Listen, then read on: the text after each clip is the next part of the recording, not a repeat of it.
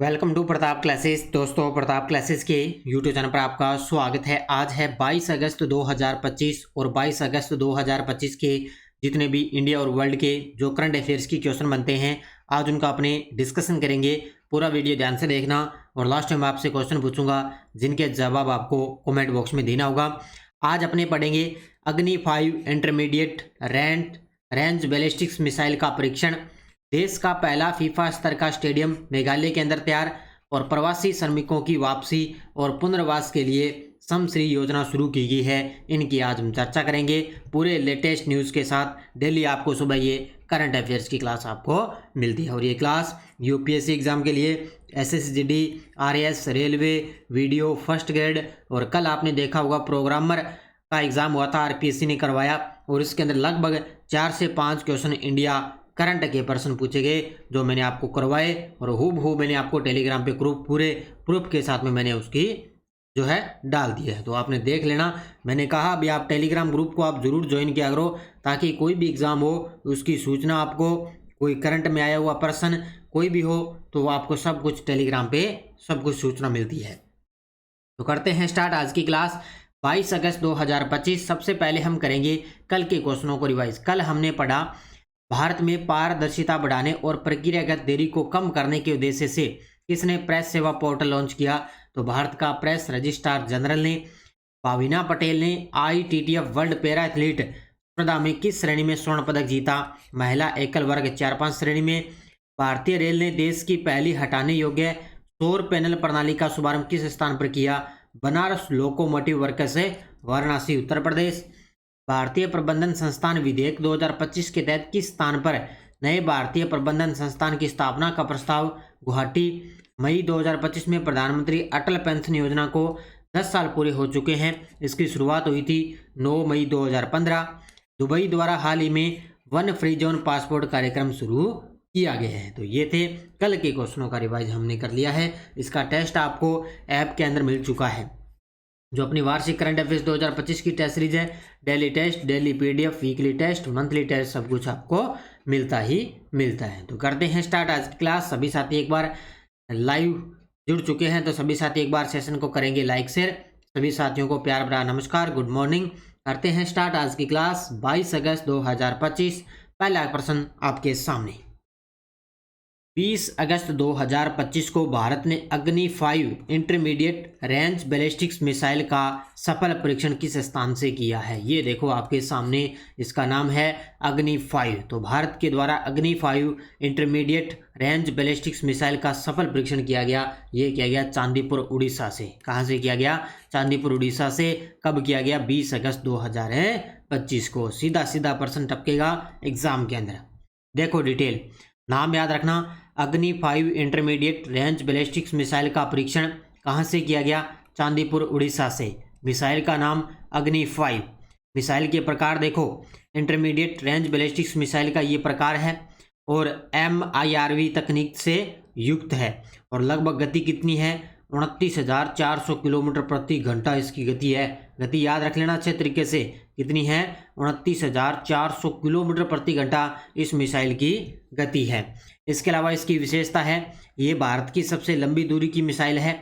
एक साथ 3 अलग अलग ठिकानों पर हमला करने में सक्षम है और इसे भारत का ब्रह्मास्त्र भी कहा जाता है। तो भारत की सबसे लंबी दूरी की मिसाइल है अग्नि 5, जिसका अभी हाल ही में चांदीपुर उड़ीसा से इसका सफल परीक्षण किया गया है। याद रखना इसको, इंटरमीडिएट रेंज बैलिस्टिक्स मिसाइल का परीक्षण है चांदीपुर उड़ीसा से।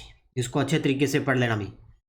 अगला, भारत के किस राज्य में देश का पहला फीफा स्तर का स्टेडियम बन रहा है? ये देखो आपके सामने तस्वीर में फीफा स्तर का स्टेडियम बन रहा है। भारत के किस राज्य में ये बन रहा है? मेघालय के अंदर। कहाँ पर बन रहा है? मेघालय के अंदर बन रहा है, क्योंकि आगामी एक तो आपको पता है 39वें जो राष्ट्रीय खेल होंगे आगामी वो मेघालय के अंदर होंगे। इसके अलावा यहाँ पे जो स्पोर्ट्स इंफ्रास्ट्रक्चर का विकास है वो भी यहाँ पे किया जाएगा और इसके अलावा जो 1900 करोड़ रुपए का निवेश है वो भी यहाँ पे किया जाएगा। तो भारत के देश का पहला जो फीफा स्तर का जो स्टेडियम है वो मेघालय के अंदर बन रहा है, क्योंकि आगामी जो 39वें राष्ट्रीय खेल होंगे वो मेघालय के अंदर आयोजित होंगे। तो देश का पहला फीफा स्तर का स्टेडियम मेघालय के अंदर तैयार हो रहा है। सरकार अगले 3 वर्षों में 1900 करोड़ रुपए का निवेश इस खेलों के अंदर करेगी। यानी कि अगले 3 वर्षों के अंदर जो सरकार है वो 1900 करोड़ रुपए का निवेश करेगी। इस निवेश का बड़ा हिस्सा स्पोर्ट्स इंफ्रास्ट्रक्चर के विकास और 39वें नेशनल गेम्स की मेजबानी पर खर्चे रहेंगे। यानी कि सबसे बड़ा जो हिस्सा है ना वो स्पोर्ट्स इंफ्रास्ट्रक्चर के विकास में और साथ में 39वें जो नेशनल गेम होंगे उनके मेजबानी पर खर्च होंगे। राज्य भर में 518 स्पोर्ट्स फैसिलिटी बनाई जा रही है और 40,000 से अधिक दर्शकों की क्षमता वाला ये स्टेडियम इंटरनेशनल मैचों की मेजबानी करेगा। कितने दर्शक होंगे? 40,000 से अधिक दर्शकों की ये क्षमता वाला स्टेडियम रहेगा और ये कहाँ पर है? मेघालय के अंदर। गजब का प्रश्न है, बढ़िया तरीके से पढ़ लेना इसको। निम्न में से किस फुटबॉलर ने रिकॉर्ड तीसरी बार PFA player of the year award जीतकर इतिहास रच दिया है? ये देखो आपके सामने। इस प्रश्न को तो स्टार ही लगा लो क्योंकि पूरी डिटेल में लेकर आया हूँ और मुझे पूरी उम्मीद है भी यहाँ से प्रश्न बनेगा। तो किस फुटबॉलर ने रिकॉर्ड तीसरी बार PFA player of the year award जीतकर इतिहास रचा? इनका नाम है मोहम्मद सलाह है। Option number D. ये देखो आपके सामने मोहम्मद सलाह है और इन्होंने 3 जो है PFA player of the year award जीतकर इन्होंने इतिहास रचा है। उत्तर होगा इसका ऑप्शन नंबर डी। अब डिटेल देखो अच्छे तरीके से। PFA player of the year award, Mohamed Salah ने ये अवार्ड तीसरी बार जीतकर इतिहास रचा है। लगातार तीसरी बार ये अवार्ड जीता है। ये अवार्ड 3 बार जीतने वाले पहले खिलाड़ी भी बन चुके हैं। यानी कि 3 बार ये अवार्ड जीतने वाले पहले खिलाड़ी बन चुके हैं। इससे पहले किसी भी खिलाड़ी ने 3 बार अवार्ड ये नहीं जीता है। देखो पहला अवार्ड है गोल्डन बूट, एक तो जीता इन्होंने गोल्डन बूट। इसका मतलब मोहम्मद सलाह ने इस सीजन में सबसे ज़्यादा गोल करके ये अवार्ड अपने नाम किया। एक तो है गोल्डन बूट, एक है प्ले मेकर अवार्ड, इनमें सबसे ज़्यादा असिस्ट देकर ये अवार्ड जीता गया है। दूसरा है प्ले मेकर अवार्ड। तीसरा है प्लेयर ऑफ द सीजन, उन्होंने पूरे सीजन के सर्वश्रेष्ठ खिलाड़ी का खिताब भी इनको मिला है। तो ये 3 अवार्ड इन्होंने जीते, प्लेयर ऑफ द सीजन, इसके अलावा गोल्डन बूट और एक प्ले मेकर अवार्ड है। किसने? मोहम्मद सलाह ने ये अवार्ड जीते हैं। इसके अलावा और देखो PFA अवार्ड्स 2025 के अन्य बड़े विजेता कौन कौन से हैं? आपसे पूछे young player of the year पुरुषों के अंदर विजेता रहे हैं मॉर्गन रोजर्स जो एस्टन विला और इंग्लैंड के खिलाड़ी हैं। महिला प्लेयर ऑफ द ईयर इसके अंदर विजेता मारियोना कोलडेंटे, ये आर्सेनल और स्पेन की खिलाड़ी। और महिला young player of the year इसकी विजेता रही है ओलिविया स्मिथ जो कनाडा और लिवरपूल की खिलाड़ी है। तो याद रखना तीनों के तीनों। अब मैंने आपको ये क्यों बताया है क्योंकि मुझे लग रहा है भाई एग्जामिनर यहाँ से ही प्रश्न उठाएगा सीधा सीधा एग्जाम के अंदर। तो young player of the year पुरस्कार मॉर्गन रोजर्स, महिला प्लेयर ऑफ द ईयर विजेता मारियोना काल्डेंटे और महिला young player of the year विजेता रही है ओलिविया स्मिथ। जो मैंने आपको 2 बार यहाँ पे रिवीजन करवा दिया, इसको अच्छे तरीके से पढ़ लेना। हाल ही में किस राज्य सरकार ने प्रवासी श्रमिकों की वापसी और पुनर्वास के लिए समश्री योजना की शुरुआत की है? क्या गजब का प्रश्न है। अभी जो प्रवासी श्रमिक हैं उनकी वापसी और पुनर्वास के लिए समश्री योजना की शुरुआत की है पश्चिम बंगाल राज्य ने। किसने की है? पश्चिम बंगाल की CM है ये देखो ममता बनर्जी, इन्होंने इस योजना की शुरुआत की है। देखो डिटेल। योजना की शुरुआत, समश्री योजना की शुरुआत पश्चिम बंगाल की मुख्यमंत्री ममता बनर्जी ने की। उद्देश्य, इस योजना का उद्देश्य अन्य राज्यों से लौटे बंगाली प्रवासी मजदूरों को समर्थन प्रदान करना और वो अपना भाषाई भेदभाव और उत्पीड़न का सामना कर चुके हैं। यानी कि सीधी सी बात है भी जो ये योजना है वो किसके लिए है? प्रवासी जो मजदूर है उनके लिए ये योजना है। यह राज्य की पहली कल्याणकारी योजना है जो विशेष रूप से प्रवासी मजदूरों के लिए शुरू की गई। इसमें योजना के अंतर्गत पात्र मजदूरों को 5,000 प्रति माह की मासिक आर्थिक सहायता दी जाएगी। क्योंकि अन्य राज्यों की योजना है तो इसको बढ़िया तरीके से पढ़ना भी। ये मजदूरों के लिए योजना है समश्री योजना और इसके अंदर मजदूरों को 5,000 रुपये प्रति माह की मासिक आर्थिक सहायता दी जाएगी। गृह मंत्रालय ने संस्कृति और धार्मिक भावना को ध्यान में रखते हुए उत्तर प्रदेश के किस नगर का नाम बदलकर परशुरामपुरी करने की मंजूरी दी है? क्या बात है भी। देखो उत्तर प्रदेश के किस नगर का नाम बदलकर परशुरामपुरी करने की मंजूरी दी? तो किसका नाम बदल दिया? जलालाबाद का। Option number B. अब जलालाबाद का जो नाम है वो कर दिया परशुरामपुरी, इसका नाम है कर दिया है। कहाँ पर? ये उत्तर प्रदेश के अंदर। तो नाम परिवर्तन की घोषणा, उत्तर प्रदेश के शाहजहांपुर जिले के जलालाबाद नगर का नाम अब आधिकारिक रूप से परशुरामपुरी कर दिया गया है। ये घोषणा 20 अगस्त 2025 को की गई और केंद्रीय मंत्री जितिन प्रसाद ने इस नाम परिवर्तन की घोषणा करी है। बस इतना याद रखना है भी, उत्तर प्रदेश का जो शाहजहांपुरा जिला है वहाँ पे है जलालाबाद नगर, अब उसका नाम कर दिया परशुरामपुरी नगर, इसका नाम है कर दिया है। ऑपरेशन सिंदूर के दौरान भारत के director general of military operations कौन थे? ये देखो आपके सामने कल ये जो आरपीसी प्रोग्रामर का एग्जाम हुआ था उसके अंदर ये प्रश्न है और कितना गहराई से डिटेल में प्रश्न देखो पूछा गया है। तो ऑपरेशन सिंदूर के दौरान भारत के director general of military operations कौन थे? ये थे लेफ्टिनेंट जनरल राजीव गई। और अभी हाल ही में मैंने बताया कि अभी हाल ही में सेना के उप प्रमुख पद पर इनको नियुक्त किया गया है, सेना के उप प्रमुख पद पर इनको नियुक्त किया गया। तो ऑपरेशन सिंदूर के दौरान ये भारत के director general of military operations से बने थे। कौन है? लेफ्टिनेंट जनरल राजीव गही। देखो 4 जून को हुए रक्षा अलंकरण समारोह 2025 के दौरान लेफ्टिनेंट राजीव गई को उत्तम युद्ध सेवा मेडल से सम्मानित किया गया था। देखो 4 जून को ये सम्मानित हुए थे उत्तम युद्ध सेवा मेडल से। ऑपरेशन सिंदूर के दौरान लेफ्टिनेंट जनरल राजीव गई ने भारतीय सेना की प्रेस कॉन्फ्रेंस को लीड किया था, यानी कि भारतीय सेना की जो कमान है वो इन्होंने संभाली थी ऑपरेशन सिंदूर के दौरान। तो ये याद रखना है अच्छे तरीके से। अब आगे आने वाले एग्जामों के अंदर ये क्वेश्चन रिपीट हो सकता है। भारत और सऊदी अरब ने 20 अगस्त 2025 को शिपिंग और लॉजिस्टिक्स के क्षेत्र में सहयोग बढ़ाने के लिए किस प्रकार की समिति गठित करने का निर्णय लिया है? अब आजकल आपको पता है भारत किसी भी देश के साथ समझौता कर लेता है ना, प्रश्न आता है। तो शिपिंग और लॉजिस्टिक्स के क्षेत्र में सहयोग बढ़ाने के लिए भारत और सऊदी अरब ने किस प्रकार की समिति गठित करने का निर्णय लिया? तो वो लिया है संयुक्त कार्य दल।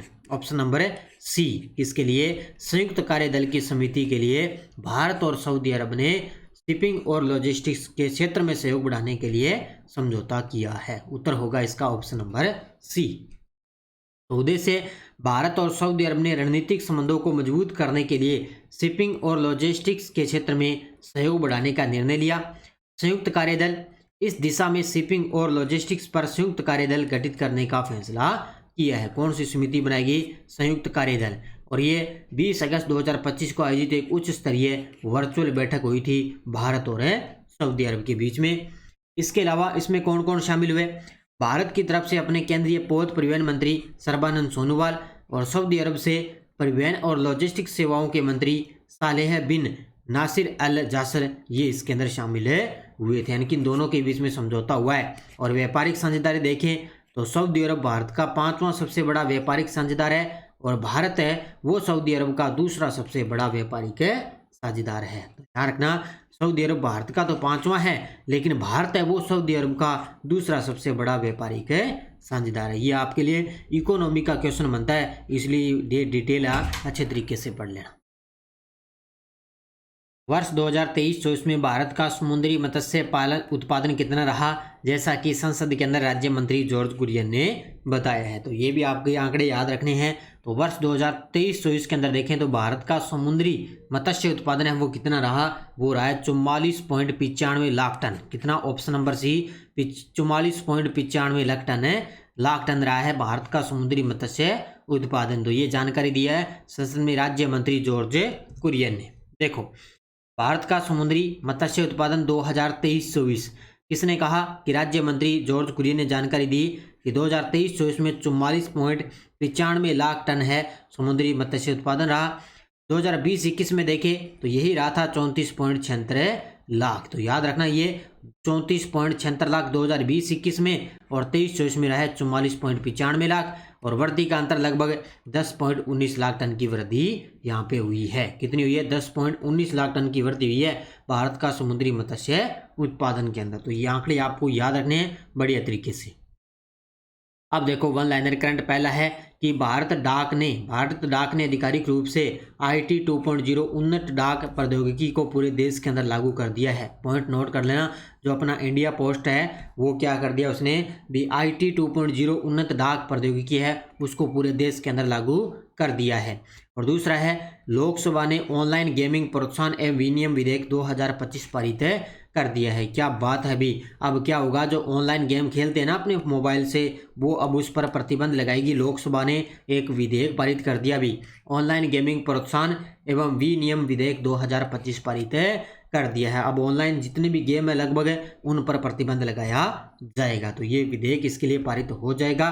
और ये टेलीग्राम ग्रुप है, कोई सूचना, कोई लिंक, कोई नोटिफिकेशन, कल मैंने आपको प्रोग्राम में आए हुए प्रश्न वो कल मैंने टेलीग्राम पे डाल दिए, अच्छे तरीके से उनको देख लेना ताकि आपको टेलीग्राम पे सूचना मिल जाती है। और ये देखो, पहले इससे पहले आए थे वो भी मैंने डाल दिए थे।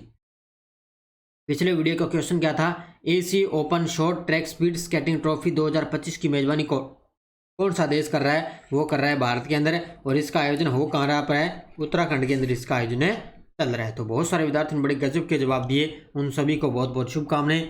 अब देखो क्वेश्चन फॉर यू, दुनिया के पहले विश्व ह्यूमनॉइड रोबोट गेम्स का आयोजन कहाँ हुआ है? Beijing, Tokyo, Seoul, New York. इसका जवाब आपको कमेंट बॉक्स में देना है। तो ये थी आज की अपनी क्लास 22 अगस्त 2025 की। इसके अलावा राजस्थान पुलिस उप निरीक्षक भर्ती 2025 SI के लिए करंट अफेयर्स की टेस्ट सीरीज चल रही है, रीट मेंस की चल रही है। टॉपिक वाइज आपको लगातार टॉपिक दिए जा रहे हैं। चतुर्थ श्रेणी कर्मचारी की बुक उपलब्ध है। और कल आपको नानक क्लासेस पर इस राष्ट्रीय प्लस राजस्थान की महामैराथन क्लास भी मिल चुकी है। इसके अलावा RPSC सेकंड ग्रेड और कर्मचारी चयन बोर्ड के पुराने पेपर अपलोड अपने प्रताप क्लासेज ऐप में इनका अभ्यास कर सकते हो। और फोर्थ ग्रेड की टेस्ट सीरीज भी चल रही है, ये भी आप ले सकते हो। ठीक है, तो ये थी आज की क्लास। सभी साथी करेंगे वीडियो को जाते जाते लाइक शेयर। छोटी सी क्लास आपको लगातार कंटिन्यू मिलती रहेगी। धन्यवाद। जय हिंद, जय भारत, जय राजस्थान।